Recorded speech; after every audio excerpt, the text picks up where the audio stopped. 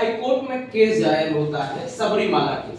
दरअसल मंदिर की तरफ से, मंदिर संस्था की तरफ से और महिलाओं द्वारा एक याचिका, यानी महिला की तरफ से एक याचिका डाली गई कि महिलाओं को, इसमें बात क्या, पूरा केस 10 से लेके 50 वर्ष के बीच की जो महिलाएं हैं इस मंदिर में प्रवेश इनका वर्जित किया गया। अर्थात कहने मतलब जिनका मासिक धर्म चल रहा है, जिन महिलाओं को, उनको प्रवेश वर्जित।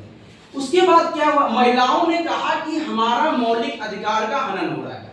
कब हो रहा है? अनुच्छेद 14, 15 और 25। तो हम बताते हैं। अनुच्छेद 14 में कहा गया है समानता का अधिकार, यानी सभी लोग समान होंगे, चाहे पुरुष हो चाहे महिला हो, समानता का अधिकार। फिर अनुच्छेद 25 भी तो कहता है धर्म, जाति, लिंग, रंग के आधार पे हम भेदभाव नहीं कर सकते। तो यहाँ लिंग के आधार पे मंदिर में भेदभाव हो रहा है कि नहीं हो रहा है? बोलो। फिर अनुच्छेद 25 कहता है कि ये बताओ धार्मिक स्वतंत्रता का अधिकार, यानी सभी लोग धर्म की स्वतंत्रता का अधिकार है। तो ये 3 अनुच्छेदों के आधार पे मौलिक अधिकार का हनन हो रहा है कि नहीं हो रहा है? फिर 1991 में केरल हाईकोर्ट ने जजमेंट दिया कि नहीं, ये किसके पक्ष में दिया? मंदिर के पक्ष में जजमेंट दिया कि कोई भी प्रथा जो बहुत ही पुरानी प्रथा, पौराणिक प्रथा है, उसमें हम हस्तक्षेप नहीं कर सकते। और इसमें यह बताया कि महिलाओं का प्रवेश वर्जित रहेगा। क्या रहेगा? महिलाओं का प्रवेश वर्जित रहेगा। फिर लेकिन इसके बाद फिर इसके ऊपर क्या किया गया? फिर से याचिका दायर की गई और इस बार याचिका गई सुप्रीम कोर्ट। जब सुप्रीम कोर्ट याचिका गई तो 2018 में एक जजमेंट आता है, कुल 5 जजों की बेंच बैठती है, जिसमें 4-1 से जजमेंट आता है। 4-1 से जब जजमेंट आया तो इसमें कहा गया, सुप्रीम कोर्ट ने कहा कि महिलाओं को रोका नहीं जा सकता है क्योंकि उनके मौलिक अधिकार का हनन हुआ। कोई भी मंदिर इसलिए नहीं रोकेगा कि वो मासिक धर्म की वजह से महिलाओं को, क्योंकि यहाँ पे भेदभाव हुआ कि नहीं हुआ, इसलिए कोई इसमें 2018 के जजमेंट में महिलाओं को क्या कहा गया? प्रवेश करने का अधिकार दे दिया गया। लेकिन फिर कहा गया, सुप्रीम कोर्ट में एक याचिका दायर की गई, पुनर्विचार याचिका, यानी अपने दिए गए जो निर्णय है उस पर फिर से विचार करो, सुप्रीम कोर्ट को कहा गया। तो पुनर्विचार याचिका जब दायर की गई तो इसमें अभी हाल ही में फिर से एक चर्चा में, क्योंकि इस बार इसमें कुल कितने जज बैठे?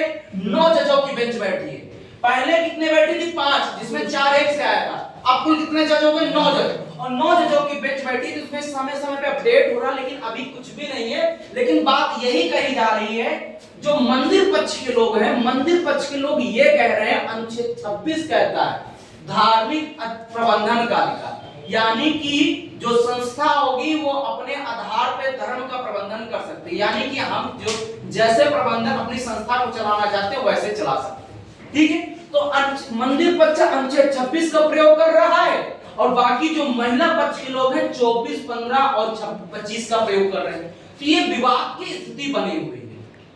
हालांकि जो हमारा एक इसका निष्कर्ष होना चाहिए, समाज के बदलते प्रारूप के आधार पे 14, 15 और 25 के बेस पे महिलाओं को भी मंदिर में प्रवेश दिया जाना चाहिए। क्योंकि आप ये कहां पे है कि मान लो आज महिलाओं की एज हम 60 साल लगाते हैं न्यूनतम, मतलब एक एवरेज एज पूरे व्यक्ति के देखें 60 साल है।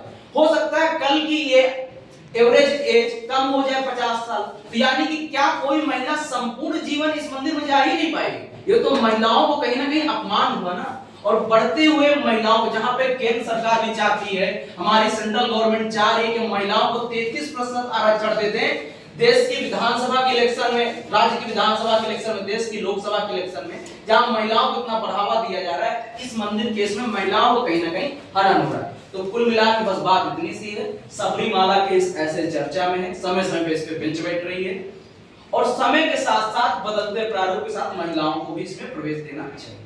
ठीक, तो बस ये सबरीमाला केस।